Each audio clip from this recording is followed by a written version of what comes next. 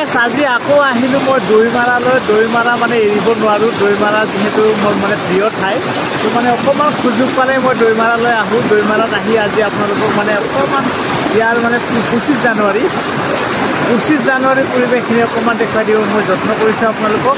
এইফালে পানী বৈ আছে, চাওক কি ধুনীয়া ঠাই। মানে অকণমান সুযোগ পালে মই দৈমাৰালৈ আহোঁ। মানে দৈমাৰা মানে মই এৰিব নোৱাৰোঁ। দৈমাৰা বহুত ভাল লাগে মোৰ, বহুত মানে কেতিয়াবা দুখ বেজাৰ লাগি থাকিলেও মানে মই দৈমাৰা এপাক আহোঁ।